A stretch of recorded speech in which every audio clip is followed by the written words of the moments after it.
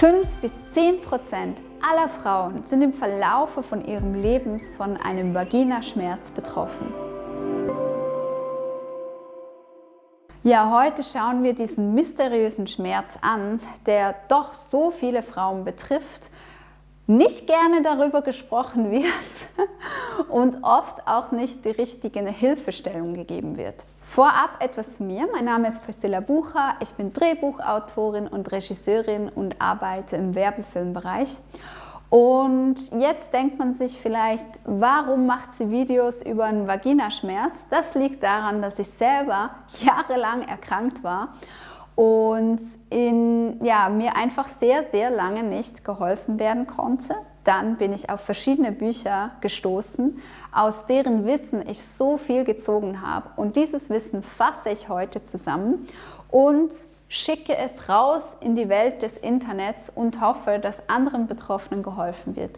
Es ist natürlich so, wenn du eine Diagnose hast, wenn du an etwas erkrankt bist, dann verständige immer deinen Arzt, wenn du eine neue Therapie anfangen möchtest oder eine Ernährungsumstellung machen möchtest, damit er weiß, was dich gerade beschäftigt und das alles kontrollieren kann.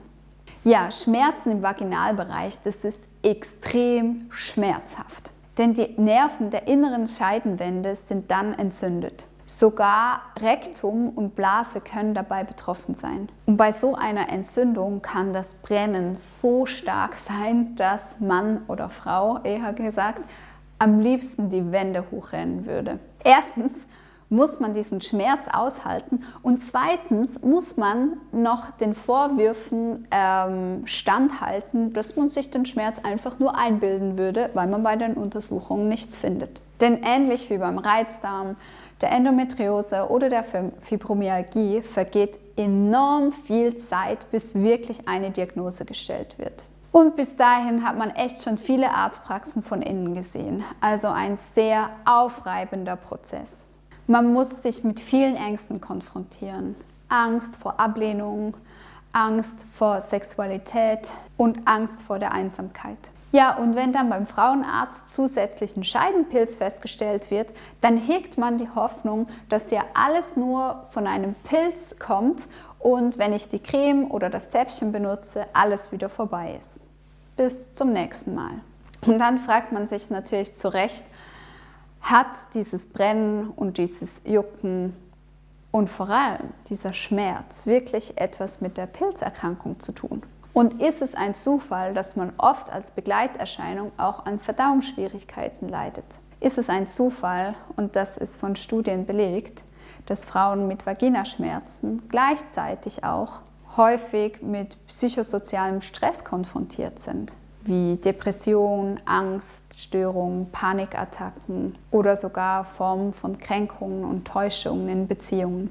Es wurde sogar zusätzlich erforscht, dass Patientinnen gleichzeitig oft an Migräne, Reizdarm, Reizblase und sogar Fibromyalgie leiden.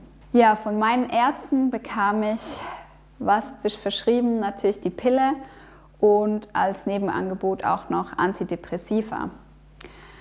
Die Pille habe ich genommen, obwohl ich enorm viele Nebenwirkungen hatte. Und bei der Antidepressiva dachte ich mir einfach, das kann nicht sein, das ist ja wohl nicht das Grundproblem. Was ist denn bitte schön das Grundproblem? Wie kann ich mir helfen? Eigentlich habe ich immer nach der Ursache gesucht und nicht nach irgendeinem Medikament, was die Symptome abschwächen soll. Und auf diese Ursache, auf diesen Beschrieb dieser Ursache bin ich gestoßen, und zwar in den Büchern von Anthony William.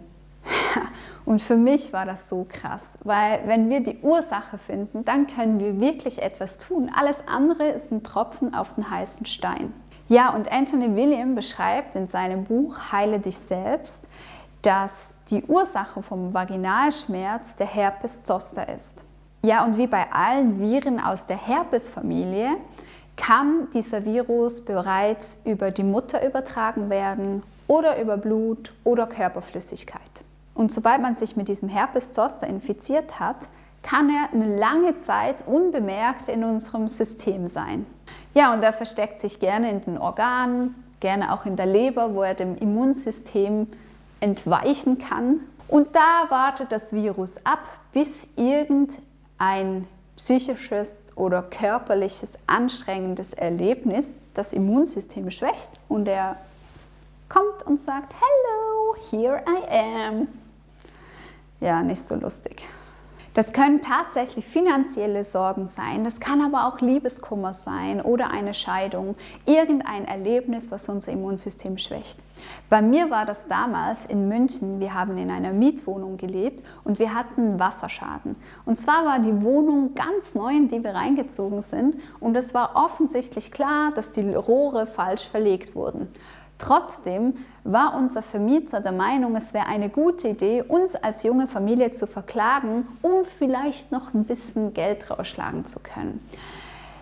Es war sehr, sehr anstrengend. Das hat mich enorm belastet, obwohl es klar war, dass wir diesen Gerichtsfall gewinnen werden, weil offensichtlich waren die Rohre falsch eingelegt worden.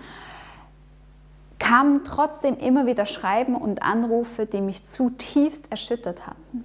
Und hier war der Zeitpunkt, wo so ein Virus einfach groß werden konnte. Der Virus verließ also sein gutes Versteck in der Leber und kam raus.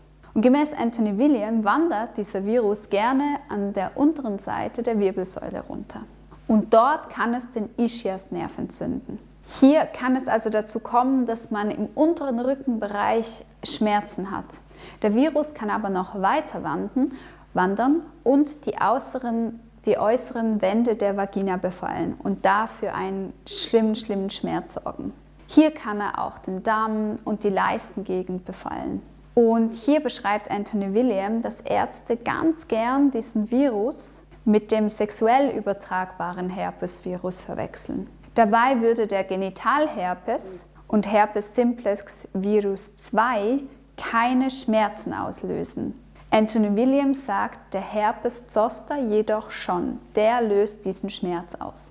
Ja, und dann ist die Frage, warum löst dieser Herpes zoster diesen Schmerz aus? Und hier ist es wichtig, dieser Virus liegt nicht einfach unterhalb des Ausschlags, sondern tief im Nervensystem. Und wenn das Nervensystem entzündet ist, entsteht dieser Schmerz. Er sagt sogar, es gibt 7 von diesen verschiedenen Virenstämmen, die ein gewisses Neurotoxin entlassen. Und es ist dieses Neurotoxin, welches diesen juckenden Ausschlag hinterlässt. Und jetzt ganz wichtig, es gibt aber gemäß Anthony William auch Arten, die diesen Schmerz hervorrufen, aber keinen juckenden Ausschlag hinterlassen.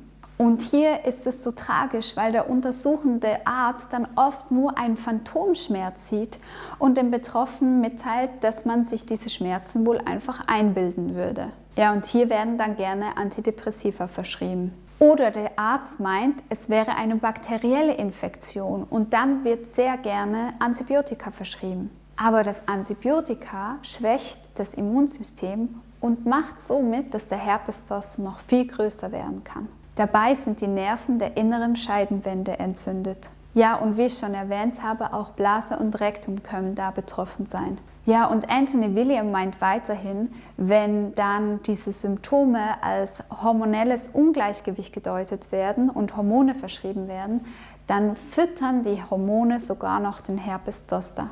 Ganz konkret, was habe ich gemacht, um diesen Vaginalschmerz zu überwinden? Ich habe mich an die Tipps von Anthony William gehalten. Und zwar das Ziel ist, bestimmte Virenarten anzugreifen, das Immunsystem zu stärken, die Nerven in der Heilung zu unterstützen und sogar zum Wachstum anzuregen, die entzündete Haut zu beruhigen und den Körper zu entgiften. Wie ich das konkret gemacht habe, sieht so aus. Ich hungerte die Viren aus, indem ich ihr Lieblingsessen entzog. Lieblingsnahrungsmittel dieses Virus sind folgende: Milchprodukte, Eier, Gluten, Schweinefleisch, raffinierter Zucker, Maisprodukte, Sojaprodukte, Rapsöl, Glutamat, Fisch aus Zucht und zugesetzte natürliche und künstliche Aromen und Süßstoffe. Das Immunsystem und die Nervenheilung unterstützte ich mit folgenden Lebensmitteln: wilde Blaubeeren im Smoothie, dann Kokosnüsse, Papayas, rote Äpfel, Birnen, Artischoken, Bananen, Süßkartoffeln, Spinat, Spargeln, Salat, grüne Bohnen und Avocados. Die entzündete Haut beruhigte ich mit dem Auftragen von Aloe Vera. Und gegen die Schmerzen halfen natürliche Schmerzmittel wie kalifornischer Mohn, Weiderinde, Kurkuma und Klette. Und den Körper entgiftete ich mit der leberschonenden Morgenroutine. Und zwar halber Liter Zitronenwasser, halber Liter Selleriesaft und bis zum Mittagessen kein Fett, sonst einfach pflanzenbasiert. Ja, und jetzt fragt man sich natürlich, wie lange dauert das, bis dieser unendlich schreckliche Schmerz endlich aufhört? Anthony Williams sagt, dass die Dauer der Heilung abhängig davon ist, wie lange man den Virus in sich trägt. Auch Faktoren, die dazu beitragen, ist, in was für einer Umgebung lebst du, mit welchen Menschen umgibst du dich? Hat dein Immunsystem bereits von Medikamenten Schaden genommen? Und wie gereinigt ist deine Leber? Anthony Williams beschreibt in seinem Buch Mediale Medizin, dass die Heilung davon von etwa 3 Monaten bis zu 1,5 Jahren dauert. Ja, und dass ich durch dieses Anwenden dieser Tipps von Anthony Williams tatsächlich von diesem Schmerz losgekommen bin, wie auch von meinem Reizdarm, meiner Endometriose und der Fibromyalgie.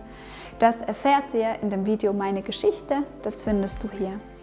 Und ich wünsche dir jetzt einfach ganz viel Mut und Kraft und ich schicke Hoffnung raus, Hoffnung, dass ja so ein schlimmer Schmerz aufhören darf. Und ja, ich freue mich über Kommentare von dir und einen Thumbs up und schick das Video gerne weiter, wenn du weißt, dass eine Freundin oder eine Bekannte von dir auch unter diesem Schmerz leidet, damit diese gute Nachricht einfach rausgehen darf. Alles Liebe, ciao!